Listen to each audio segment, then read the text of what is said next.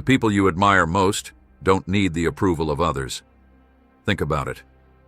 The individuals who've made their mark on the world, who've transformed industries, who've created lasting art, they share one thing in common. They don't live their lives seeking constant validation from society. Why do you care so much what others think of you? When you stop to examine this question, you might realize how much of your life is spent trying to fit in, trying to be liked, trying to get that rush of dopamine when someone approves of your choices. But at what cost? Friedrich Nietzsche, the 19th century German philosopher, saw this human tendency with brutal clarity. While most philosophers of his time were concerned with abstract questions about knowledge and ethics, Nietzsche was obsessed with something much more practical: human psychology and why we behave the way we do. He noticed something profound. The people who make the biggest impact are those who break free from social expectations. Have you ever felt exhausted after a social gathering? Not just physically tired, but mentally drained from constantly monitoring how you're being perceived? Have you ever said something you didn't really believe just to avoid conflict? Or stayed silent when you had something important to say because you feared judgment? If so, you're experiencing exactly what Nietzsche identified over a century ago: the psychological prison of social dependency. This isn't about being antisocial or rejecting human connection. It's about understanding a powerful truth that Nietzsche uncovered. True strength emerges when you stop organizing your life around other people's opinions. What you're about to learn isn't comfortable. Nietzsche wasn't interested in making people feel good. He wanted to shake them awake. His philosophy challenges the very foundation of how most people live, and once you understand it, you'll never look at your social life the same way again. By the end of this exploration, you'll understand why the strongest people you know seem strangely indifferent to social approval, why they often stand apart from the crowd, and why they appear to have an unshakable sense of who they are. More importantly, you'll understand how to develop this same strength within yourself. This isn't about techniques or social hacks. This is about a fundamental shift in how you see yourself in relation to others. It's about what Nietzsche would call becoming who you truly are, rather than who others want you to be. The herd mentality: why most people can't stand alone. Let's start with one of Nietzsche's most provocative ideas, what he called the herd mentality. In his book, Thus Spoke Zarathustra, Nietzsche writes, "The herd instinct. Wherever we encounter a morality, we also encounter valuations and orders of rank of human impulses. These valuations and orders of rank are always expressions of the needs of a community and herd." What Nietzsche means is simple but profound. Most of our beliefs, values, and behaviors aren't the result of our own independent thinking. They're programmed into us by society to keep us functioning as part of the group. Think about it. How many of your opinions have you actually arrived at through careful, independent thought? And how many have you simply absorbed from your family, friends, media, or culture? This isn't just Nietzsche's speculation. Modern psychology has confirmed this with studies on conformity and social influence. Solomon Asch's famous conformity experiments showed that about 75% of participants would give an obviously wrong answer to a simple question if everyone else in the room gave that wrong answer first. We're wired to conform, even when it contradicts what we can plainly see with our own eyes. Why does this happen? Because for most of human history, rejection from the group meant death. Our ancestors survived by staying within the protection of the tribe. Being cast out was essentially a death sentence. Our brains developed powerful mechanisms to keep us in good standing with others, and these mechanisms are still active today, even though the survival stakes are much lower. Look at social media. It's essentially a massive validation machine. Every like, comment, and share activates the same reward circuits in your brain that evolved to keep you safely within the tribe. You post something and immediately check to see how people respond, feeling a rush when they approve, and anxiety when they don't. This isn't just habit, it's neurochemistry. How many times have you changed your opinion because of how many likes a post received? How often have you deleted something because it didn't get enough engagement? When was the last time you felt genuine anxiety about how something you shared online would be received? Nietzsche saw this dynamic playing out in 19th century European society long before social media magnified it to unprecedented levels. In Beyond Good and Evil, he writes, "The moral fashion of a society in which conformity is the rule, one must do what others do, will gradually make us ill, for it runs contrary to our inner nature, our physiology." What fascinated Nietzsche wasn't just that we conform, but that we've created entire moral systems to justify this conformity. We don't just behave like others, we've convinced ourselves it's virtuous to do so. We call it being considerate, respectful, or appropriate, and we judge those who don't conform as selfish, inconsiderate, or inappropriate. But Nietzsche saw something that most miss. This dynamic creates a society of what he called the last men. People who avoid risk, seek comfort, and pride themselves on being just like everyone else. In Zarathustra, he describes them: no shepherd and one herd. Everybody wants the same, everybody is the same. Whoever feels different goes voluntarily into a madhouse. Sound familiar? Today we pathologize difference. If a child doesn't sit still in class, we diagnose them with a disorder. If someone prefers solitude to constant social interaction, we worry there's something wrong with them. If someone questions social norms, they're labeled difficult or problematic. The result is a society where most people are living lives of quiet desperation, to borrow from Thoreau. They're trapped in jobs they hate, relationships that drain them, and social obligations that exhaust them, all because they fear the consequences of breaking from the herd. They've sacrificed their authentic desires on the altar of social acceptance. But here's what makes this truly tragic. The approval they seek never fully arrives. The goalposts of social validation are constantly moving. There's always a new trend to follow, a new status marker to acquire, a new way to prove your worth to others. It's an unwinnable game that leaves most people perpetually anxious and insecure. The false self, living behind masks. This endless chase for approval creates what Nietzsche identified as a profound spiritual sickness, the split between who you truly are and who you present yourself to be. In The Gay Science, he writes, "Every profound spirit needs a mask." But while Nietzsche acknowledged the necessity of sometimes wearing social masks, he was deeply troubled by people who become their masks, forgetting who they truly are beneath. Think about the different versions of yourself that emerge in different social contexts. There's work you, family you, friend group you, romantic partner you, and perhaps you're alone you. Which one is the real you? Or have you worn these masks for so long that you're no longer sure? Nietzsche saw this fragmentation as what he called the spirit of gravity, the heavy burden of constantly managing how others perceive you.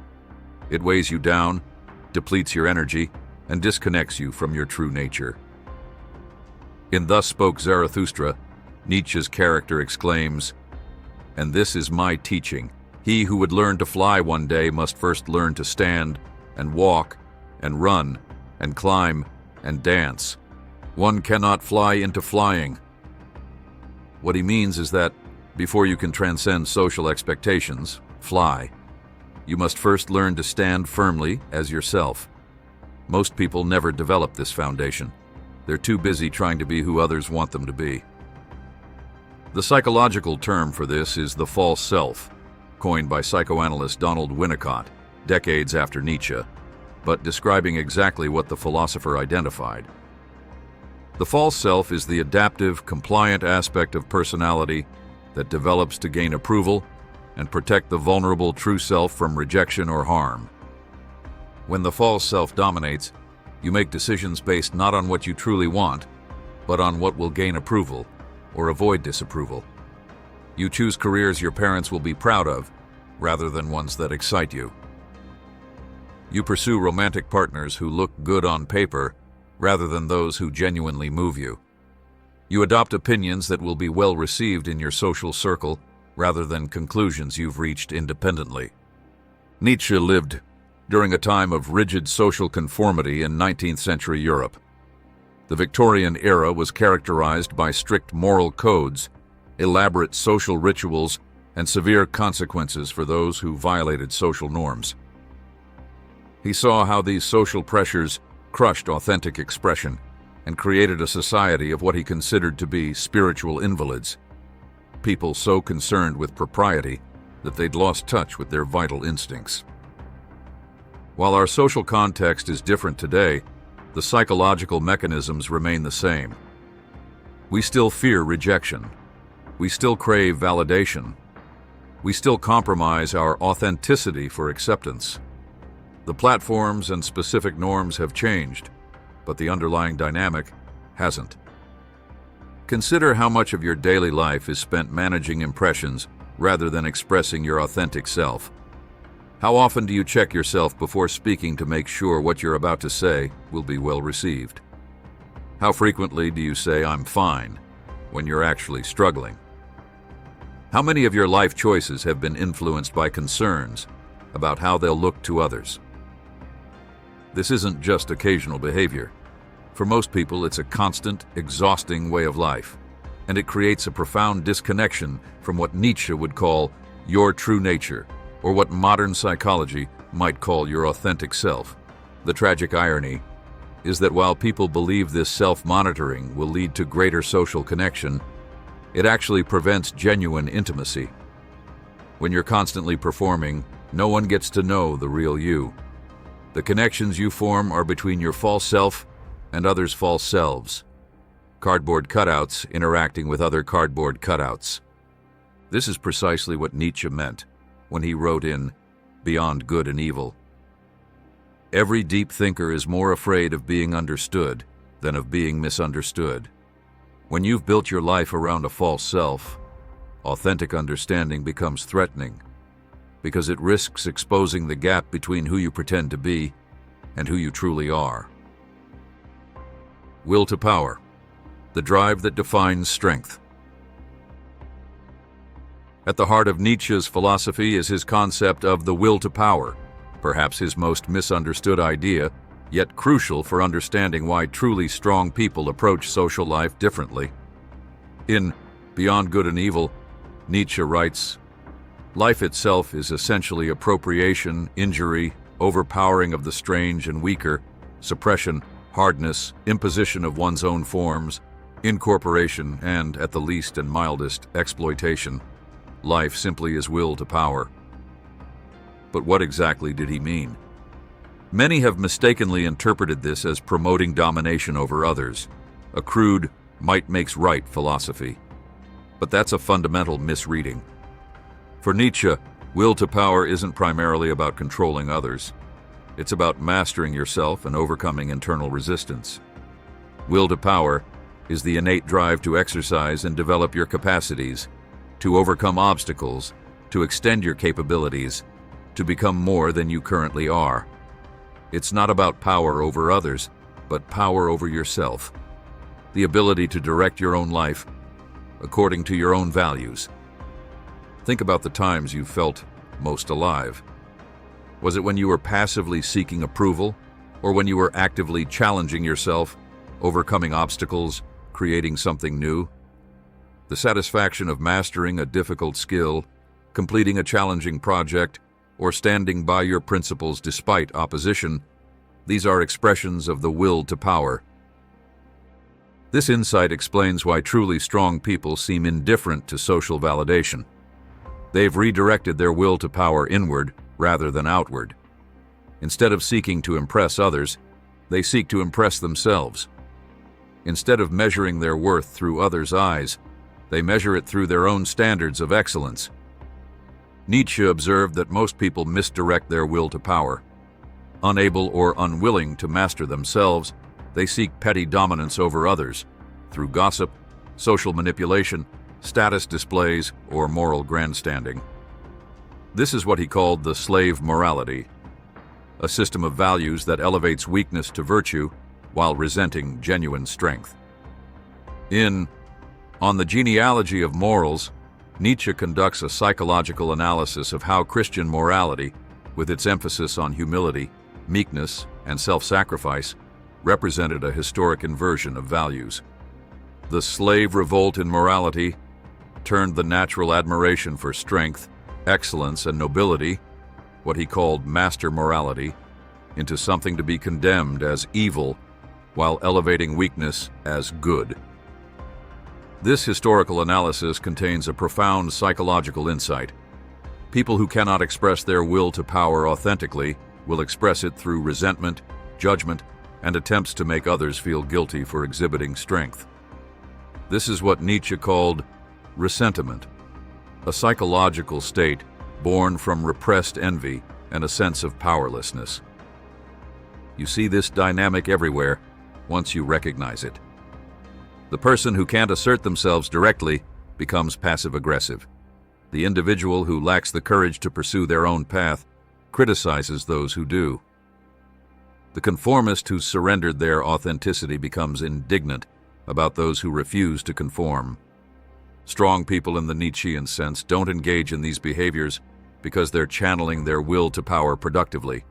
They're focused on their own self-mastery and creation rather than pulling others down. This is why they seem strangely unbothered by social dynamics that consume others' attention. They're playing an entirely different game. A person with a properly directed will to power doesn't need to prove themselves to others because they're too busy proving themselves to themselves. They set their own standards, pursue their own excellence, and evaluate themselves by their own criteria. Contrast this with social validation seekers. They're constantly looking outward for confirmation of their worth. Their sense of self rises and falls with others' responses. Their actions are reactions to real or anticipated judgment. They're trapped in what Nietzsche would call a slave mindset, defining themselves in relation to others rather than from within. This distinction explains why truly original thinkers, creators, and innovators often seem socially indifferent. It's not that they dislike people, it's that they're engaged in what Nietzsche would call their own self-overcoming, the ongoing process of transcending their current limitations to become more than they are. This process demands so much internal focus that external validation becomes relatively unimportant. The Übermensch, beyond social validation. This brings us to one of Nietzsche's most famous and frequently misunderstood concepts, the Übermensch, often translated as Superman or Overman. In Thus Spoke Zarathustra, Nietzsche introduces this idea not as a master race or superior being, but as an ideal of human potential, someone who has overcome the need for external validation and created their own values. Man is something that shall be overcome, writes Nietzsche. What have you done to overcome him? The Übermensch represents the possibility of transcending our current human condition, particularly our herd tendencies and need for approval. The Übermensch doesn't follow pre-established moral codes or seek validation from society. Instead, they engage in what Nietzsche calls self-overcoming, the continuous process of challenging themselves, reevaluating their values, and becoming more authentically themselves. This isn't about physical superiority or dominating others.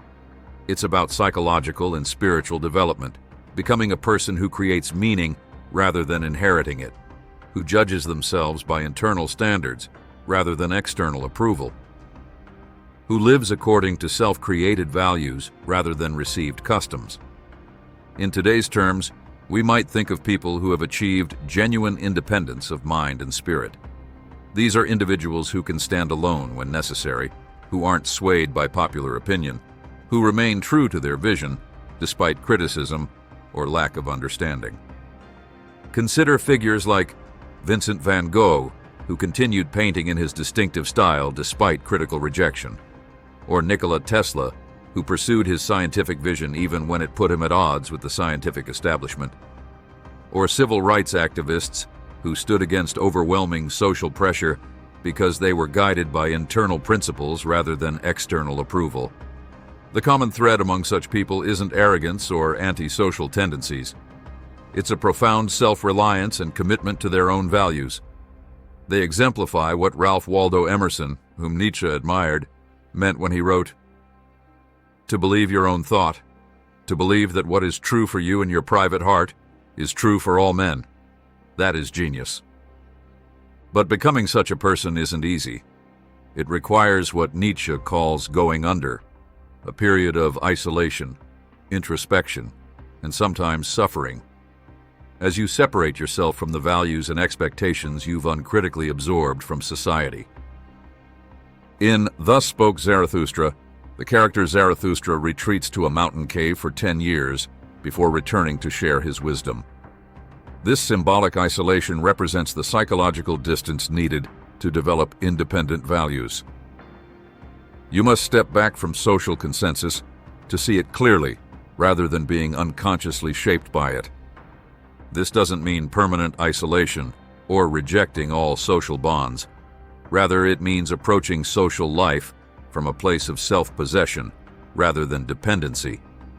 The Übermensch engages with others from choice rather than need, from strength rather than weakness, from giving rather than taking.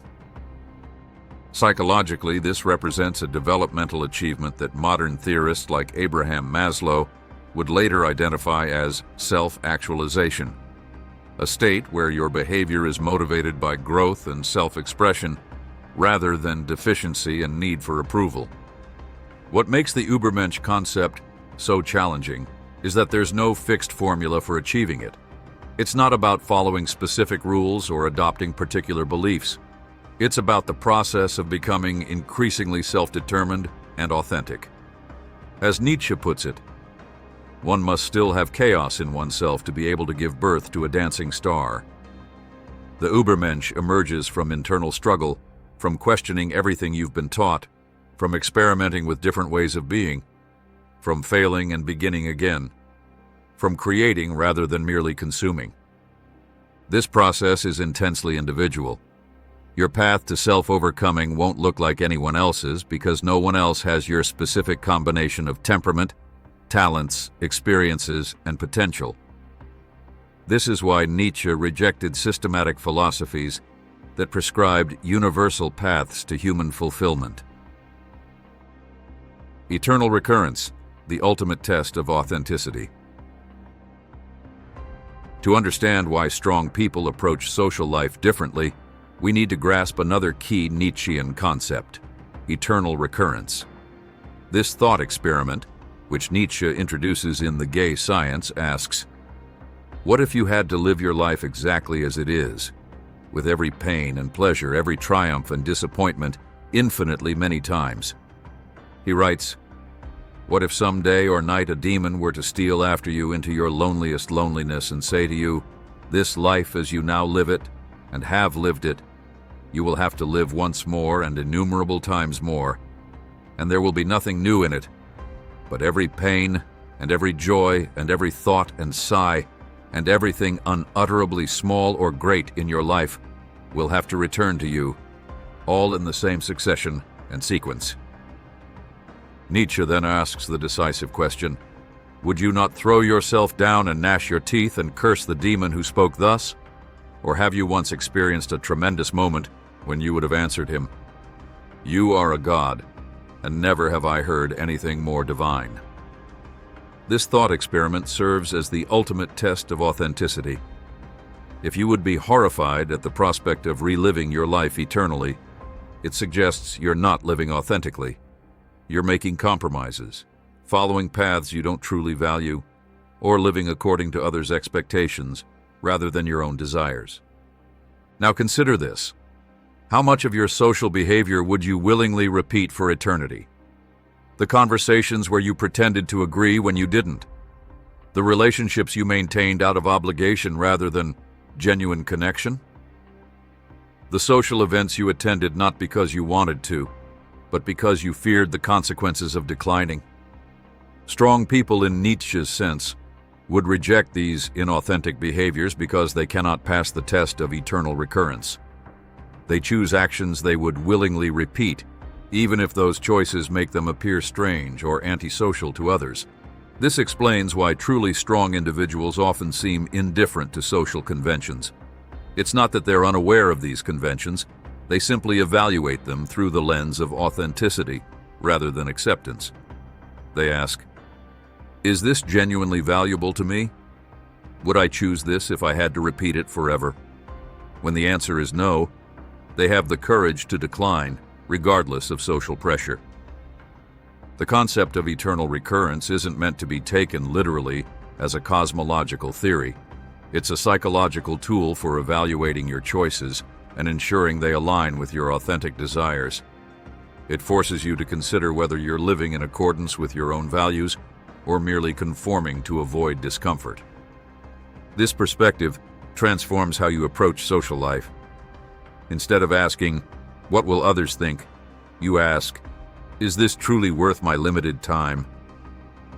Instead of fearing missing out, you fear wasting your life on experiences that don't genuinely matter to you. Instead of collecting shallow connections, you cultivate deep relationships with the few people who truly understand and appreciate your authentic self. Nietzsche's contemporary, the American philosopher Henry David Thoreau, expressed a similar sentiment when he wrote, "The mass of men lead lives of quiet desperation." This desperation stems from the gap between how we actually live and how we would choose to live if we were guided by our authentic desires rather than social expectations. The eternal recurrence thought experiment reveals this gap with brutal clarity. It asks, if you had to repeat everything forever, how would you live? What social engagements would you participate in? What relationships would you maintain? What conversations would you have? What parts of yourself would you express or conceal? Strong people have faced these questions honestly and adjusted their lives accordingly. They've developed what Nietzsche calls amor fati, love of fate, the ability to embrace their lives so completely that they would willingly repeat everything eternally. Creating your own values, the revaluation. This leads us to perhaps Nietzsche's most radical idea, the revaluation of all values. After declaring God is dead in the gay science, Nietzsche confronts the implications of this statement. Without a divine authority to establish moral truth, humans must create their own values. There are no moral phenomena at all, only a moral interpretation of phenomena, he writes in Beyond Good and Evil. What he means is that nothing is inherently good or bad. These are values we project onto reality rather than discovering within it. Most people never realize this. They inherit values from their culture, religion, or family, and mistake these inherited values for objective truth. They believe certain behaviors are inherently right or wrong, rather than recognizing that these moral judgments are human creations. Strong individuals in the Nietzschean sense recognize that values aren't discovered, they're created, and this recognition liberates them from unquestioning conformity to social norms. Instead of accepting prevailing values, they evaluate them critically, keeping what serves their flourishing and discarding what doesn't. Take social obligations. Most people accept without question that they should attend certain family gatherings, maintain relationships with people they've known for years, participate in workplace social functions, or keep up with social media. They feel morally obligated to do these things, as if failing to do so would violate some objective moral law. The person who has undergone Nietzsche's revaluation approaches these situations differently. They ask, does this social obligation contribute to my growth and flourishing? Does it align with my authentic values? Is it worthy of my limited time and energy? If not, they feel no moral obligation to participate, regardless of social pressure. This doesn't mean becoming selfish in the conventional sense. Nietzsche distinguished between egoism, narrow self-interest, and what he considered healthy self-affirmation. The person who has created their own values might be extraordinarily generous and compassionate, not because external morality demands it, but because generosity and compassion are expressions of their strength and abundance. As Nietzsche puts it in Thus Spoke Zarathustra, one repays a teacher badly if one always remains nothing but a pupil. Traditional morality is the teacher that the strong person must eventually outgrow, not to reject all values, but to create values that truly express their unique nature. This perspective dramatically changes how you approach social life. Consider the common belief that failing to maintain certain relationships makes you a bad person. The individual who has reevaluated their values might decide that some relationships no longer serve their growth and choose to let them go, not from spite or disregard, but from honest assessment of what truly matters to them. Or consider the unquestioned assumption that more social connection is always better than less. The person who has created their own values might determine that depth of connection matters more to them than breadth, and consequently maintain fewer but more meaningful relationships. From the outside, this might appear antisocial, but it actually represents a conscious prioritization of quality over quantity. Creating your own values doesn't happen overnight. It requires what Nietzsche calls the great health, the psychological resilience to withstand periods of uncertainty as you question inherited values and experiment with alternatives. It demands the courage to make mistakes, to revise your values as you grow, to stand by unpopular viewpoints when they reflect your authentic judgment. Breaking free, the path to independence.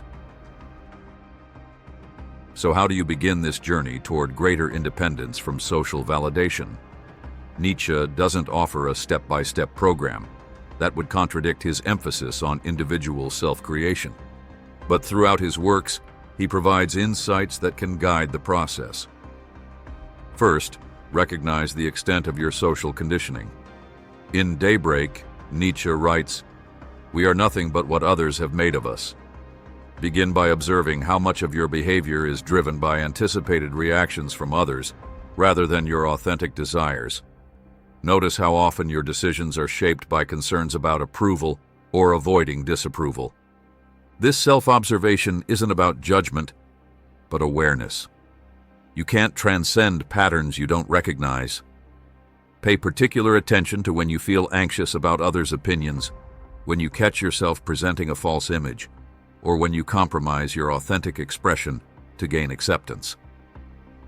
Second, practice what Nietzsche calls solitude. This isn't just physical isolation, but psychological independence, the ability to form judgments without being swayed by others' opinions. In Human All Too Human, he writes, "A man who thinks for himself expresses his opinions more forcefully than one who states only the opinions of a party." Developing this independence requires temporary withdrawal from social influence. Consider periods of digital detox where you're not constantly exposed to others' opinions. Limit your consumption of news and social media. Give yourself time to think without the immediate pressure to share or receive validation for your thoughts. Third, experiment with authenticity in low-stakes situations. Try expressing opinions you genuinely hold rather than those you think will be well received. Decline invitations to events you don't genuinely want to attend. Share creative work without seeking immediate validation. Each small act of authenticity builds the muscle of independence. Fourth, seek what Nietzsche calls the great solitude, a fundamental comfort with being misunderstood. In Beyond Good and Evil, he notes, "Every deep thinker is more afraid of being understood than of being misunderstood." Recognize that true independence means accepting that many people won't understand your choices, values, or perspective, and making peace with that reality.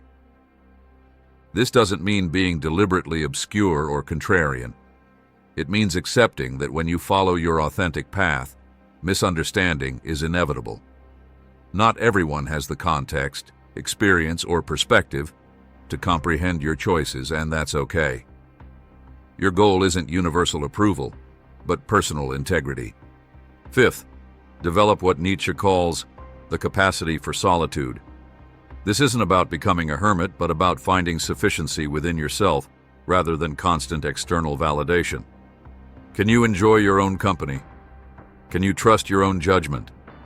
Can you find meaning in activities that don't bring immediate recognition from others? The capacity for solitude is particularly important in our hyper-connected age, where constant feedback has become normalized. Experiment with creating without immediately sharing, forming opinions without polling your social network, or enjoying experiences without documenting them for others' consumption. Sixth, cultivate what Nietzsche calls friendship of stars. In Thus Spoke Zarathustra, he writes, "In your friend you should possess your best enemy. Your heart should feel closest to him when you oppose him." Seek relationships with people who challenge rather than merely validate you, who value truth over comfort, who support your growth rather than your stasis. These star friendships differ from conventional relationships built on mutual validation and conflict avoidance. They're characterized by honest feedback, challenging conversations, and mutual respect for independence. They support authentic expression rather than social performance. Finally, embrace what Nietzsche calls amor fati, love of fate. This means accepting all aspects of your life, including the difficulties that come with greater independence. When you stop seeking constant approval, you'll face criticism, misunderstanding, and sometimes exclusion. Rather than being crushed by these experiences, see them as necessary aspects of your path to greater authenticity. Solitude versus isolation. The critical distinction. As you begin to break free from excessive concern with social validation, you'll inevitably face a crucial distinction that Nietzsche emphasizes: the difference between solitude and isolation. Understanding this distinction is essential for developing healthy independence rather than antisocial withdrawal. In Human All Too Human, Nietzsche writes, "The higher we soar, the smaller we appear to those who cannot fly." This captures the experience of growing independence. As you develop greater self-reliance, you may find that some people understand you less, that certain relationships become strained, or that you're sometimes viewed with suspicion or criticism. The temptation at this point is to withdraw completely, to reject all social connection as inherently compromising. But Nietzsche distinguishes between isolation, a fearful retreat from others, and solitude, a confident self-possession that allows for authentic connection. Isolation stems from weakness, the inability to maintain your sense of self in the presence of others. It's a defensive posture adopted by those who fear their identity will be overwhelmed by social pressure. While it may protect you from immediate discomfort, it ultimately prevents growth by cutting you off from the stimulation and learning that comes through engagement with different perspectives. Solitude, by contrast, stems from strength, the ability to maintain your authentic self regardless of external pressures. The person who has developed true solitude can engage deeply with others without losing themselves in the process. They can listen to opposing viewpoints without feeling threatened, participate in social activities without becoming dependent on approval, and form connections based on authentic expression rather than mutual validation. As Nietzsche puts it in Thus Spoke Zarathustra, "I now go alone, my disciples. You too go now, alone. Thus I want it. Go away from me and resist Zarathustra. And even better, be ashamed of him. Perhaps he deceived you." True independence includes the ability to resist even those you admire, to think for yourself rather than adopting anyone else's philosophy wholesale, including Nietzsche's. This is why Nietzsche doesn't advocate complete withdrawal from society. Instead, he suggests a dynamic pattern of engagement and retreat, periods of social interaction, followed by periods of solitary reflection. This rhythm allows you to participate in the world without being consumed by it, to learn from others without surrendering your independence. In practical terms, this means being selective rather than isolationist. Instead of rejecting all social engagement, choose interactions that contribute to your growth and authentic expression. Seek relationships with people who value your independence rather than demanding conformity. Participate in communities built around shared interests or values rather than superficial connection. Historical examples: strength through independence. Throughout history, many figures have embodied the kind of independence Nietzsche described. Understanding their examples can illuminate the practical application of his philosophy.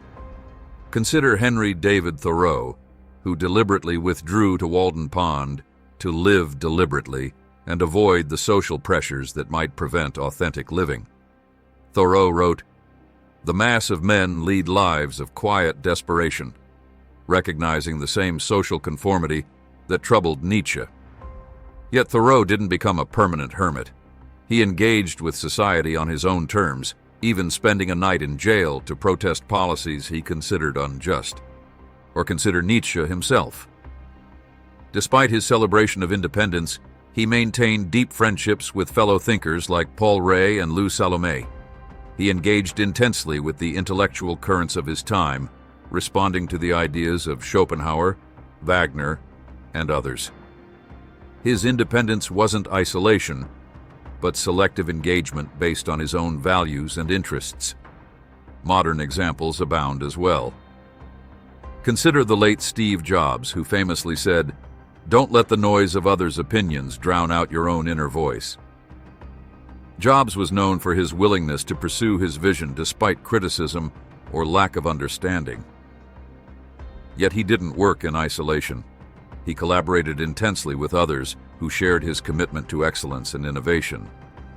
Or consider the author J.K. Rowling, who continued writing the first Harry Potter novel despite personal struggles and initial rejection from publishers. Her independence wasn't about rejecting social connection, but about maintaining her creative vision, despite lack of immediate validation. Once successful, she didn't use her platform to simply echo popular opinions, but expressed views she considered important, even when they generated criticism. These examples illustrate a key aspect of Nietzschean independence. It's not about permanent withdrawal or rejection of all social bonds. It's about engaging with society from a place of authentic strength rather than needy dependence. It's about contributing your unique perspective rather than merely echoing consensus. It's about forming connections based on shared values and authentic expression rather than mutual validation and conformity. The resistance you'll face. If you begin to develop greater independence from social validation, be prepared for resistance. As Nietzsche recognized, most people are deeply uncomfortable with those who stand apart from social consensus. Your growing independence will likely trigger various forms of pushback. Friends and family may interpret your changing behavior as rejection or criticism. They might question why you're no longer as available for social activities, why you express opinions that differ from the group consensus, or why you seem less concerned with fitting in. These reactions typically stem from insecurity. Your independence implicitly challenges their dependence on social validation. You may face attempts to make you feel guilty for prioritizing your authentic needs over social expectations. "You've changed" might be presented as an accusation rather than a neutral observation. "You think you're better than everyone else" might be used to shame you for developing independent values. "You're being selfish" might be deployed to make you question your right to authentic expression. Workplaces often resist employees who demonstrate too much independence. Questioning established procedures, suggesting alternative approaches, or declining to participate in purely social aspects of work culture can trigger negative responses from those invested in maintaining the status quo. The independently minded employee may be labeled not a team player or difficult to work with. Even broader society has mechanisms for enforcing conformity. Those who diverge from expected patterns of consumption, communication, or social participation often face subtle or overt critique. The person who abandons social media might be viewed with suspicion. The individual who declines to pursue conventional status markers may be considered unusual or even threatening. The resistance you'll face. Continued. Nietzsche recognized these dynamics in 19th century Europe, noting in Beyond Good and Evil that whoever stands out against his age will come to know the full force of the herd instinct. The crowd feels threatened by genuine independence because it challenges their own compromises and conformity. When someone demonstrates that it's possible to live differently, to prioritize authenticity over approval, to stand by unpopular truths, to decline social obligations that don't align with their values, it creates cognitive dissonance for those who've surrendered their authenticity for acceptance. Rather than questioning their own choices, most people find it easier to criticize the independent individual. Nietzsche observed this psychological mechanism with remarkable clarity. In Human All Too Human, he writes, "The surest way to corrupt a youth is to instruct him to hold in higher esteem those who think alike than those who think differently." This insight reveals how social groups maintain conformity by teaching members to value agreement over independent thought.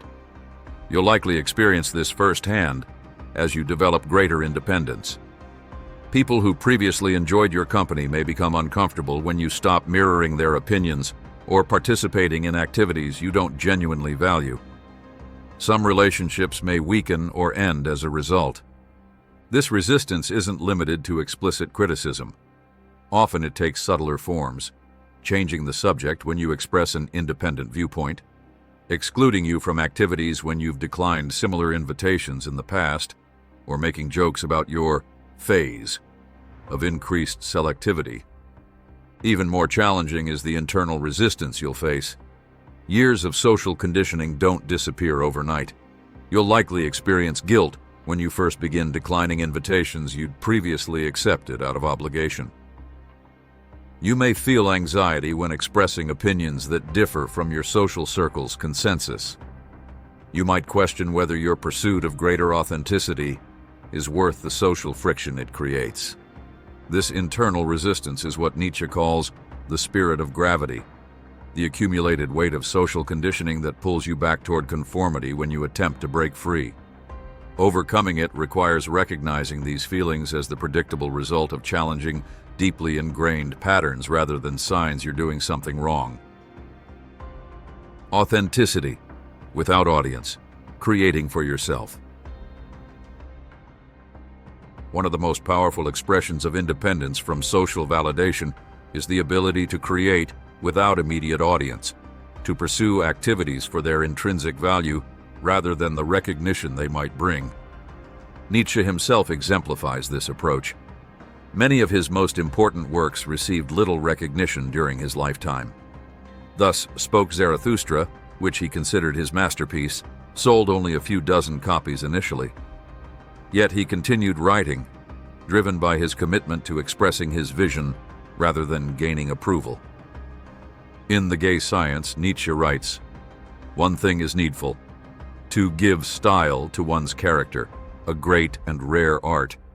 It is practiced by those who survey all the strengths and weaknesses of their nature, and then fit them into an artistic plan, until every one of them appears as art, and reason and even weaknesses delight the eye. This giving style to your character involves shaping your life according to your own aesthetic and intellectual values, rather than social expectations. It means developing skills, pursuing interests, or creating works not primarily for recognition, but as expressions of your authentic nature." Consider the difference between these approaches. The validation-dependent person learns an instrument to impress others, chooses pieces based on what will gain applause, and practices only when performance opportunities arise. The independent person learns an instrument out of genuine interest, chooses pieces that move them personally, and practices regularly whether or not anyone will hear them play. The same distinction applies across domains, from physical fitness to intellectual pursuits, from creative expression to personal style. Are your choices driven primarily by anticipated social response, or do they reflect your authentic values and interests? The capacity to create without audience represents a particularly high level of independence. It means you've transcended the need for immediate validation so completely that you can invest significant time and energy in activities that may never be recognized or appreciated by others. This capacity isn't developed overnight. Most of us have been conditioned since childhood to seek approval for our efforts. Gradually redirecting this drive toward internal standards requires consistent practice and self-awareness.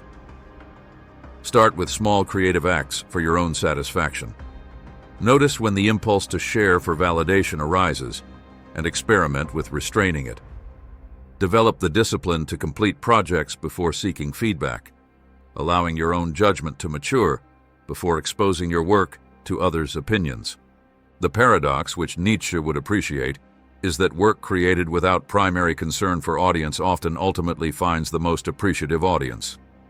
When you create from authentic inspiration rather than calculated appeal, your work typically has a distinctiveness and integrity that eventually resonates with others who share your sensibilities. Selective social engagement, quality over quantity. As you develop greater independence from social validation, your approach to relationships naturally evolves.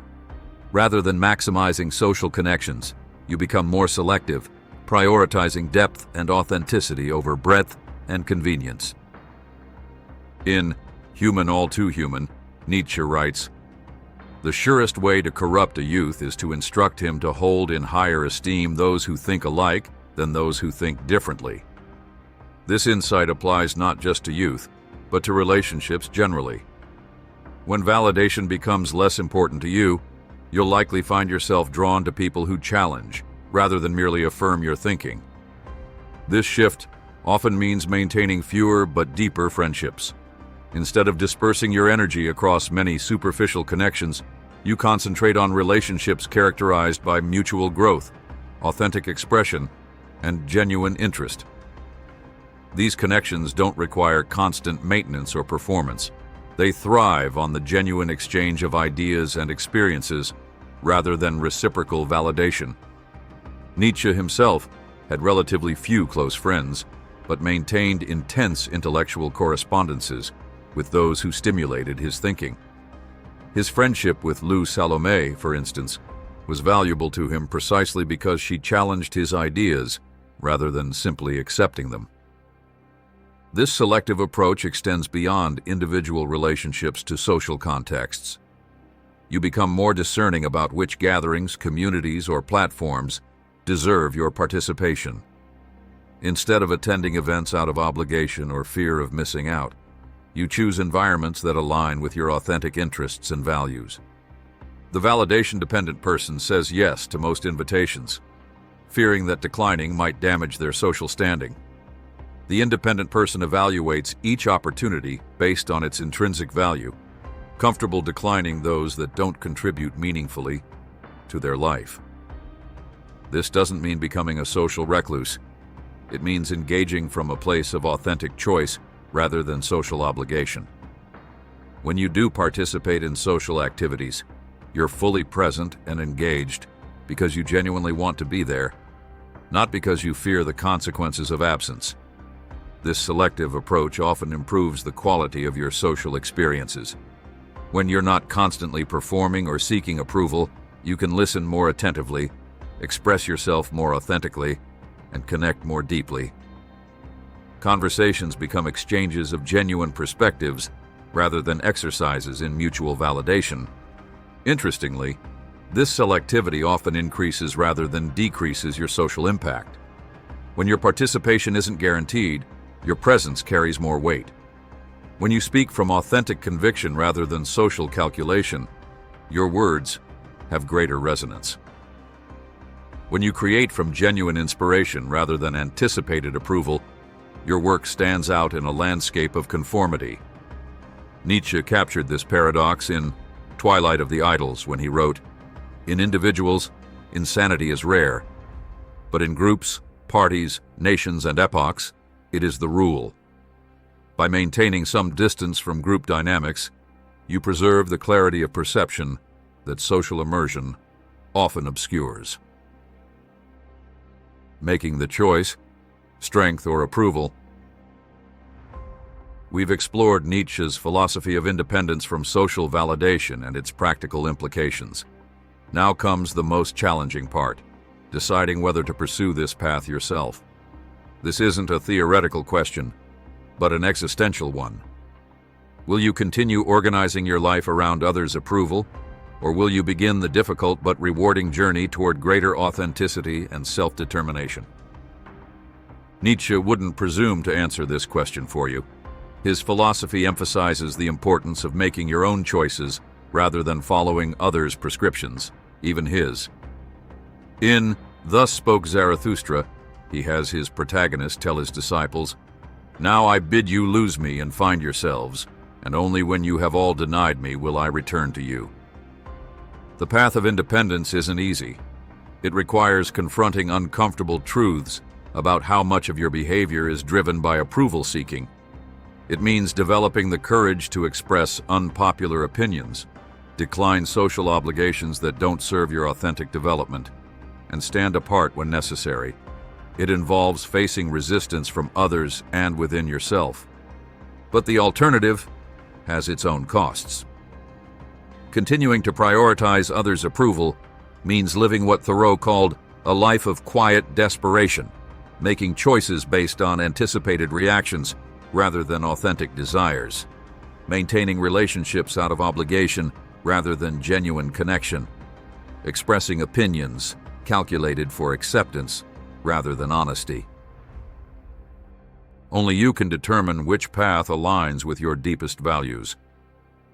But Nietzsche offers a thought experiment that might help clarify your choice. In The Gay Science, he introduces the concept of eternal recurrence, asking, what if you had to live your life exactly as it is, with every moment repeated infinitely?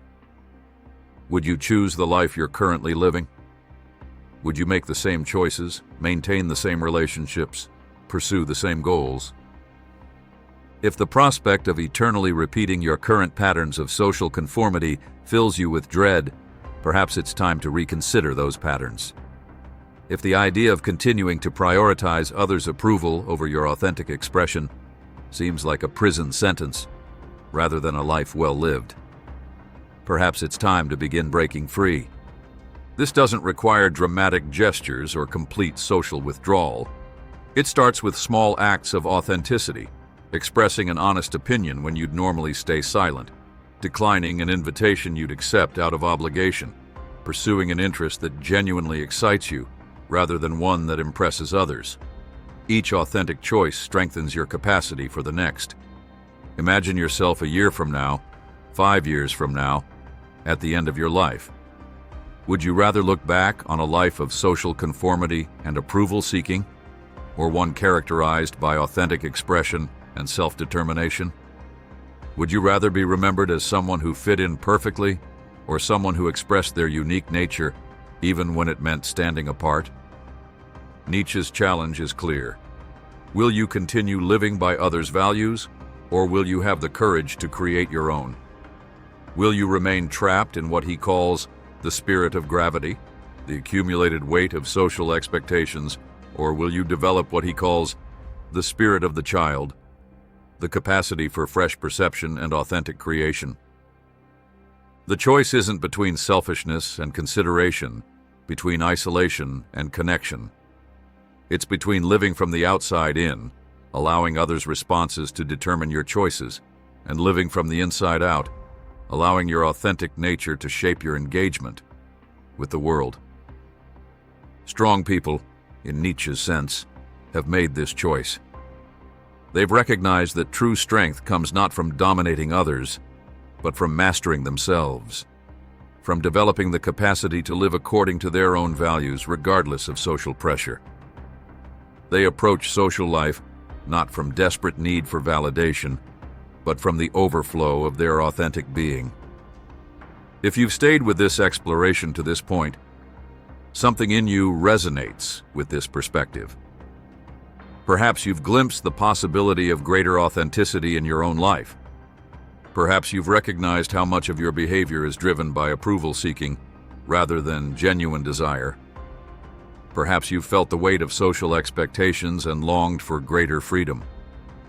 The path to that freedom lies not in rejecting others, but in reclaiming yourself, in developing what Nietzsche calls the great health, the psychological resilience to stand apart when necessary, to think independently, to create your own values, to live from your authentic center rather than social periphery.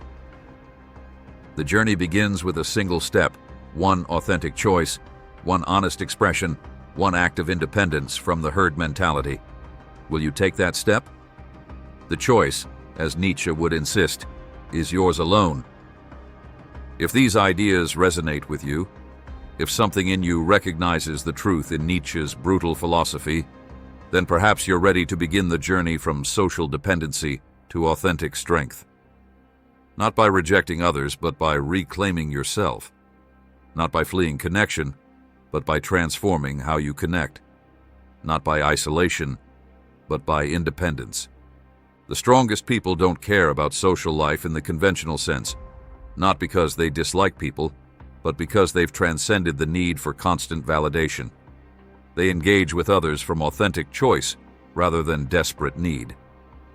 They create their own values rather than uncritically accepting social norms. They express their unique nature rather than conforming to others' expectations. This is the strength Nietzsche challenges us to develop, not the strength of domination, but the strength of authenticity. Not power over others, but power over ourselves. Not freedom from connection, but freedom from dependency. Not life against others, but life on our own terms. The choice is yours.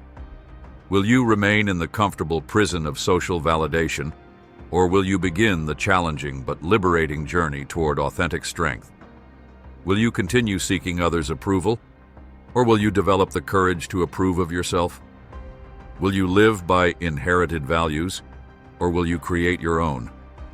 As Nietzsche would say, become who you are.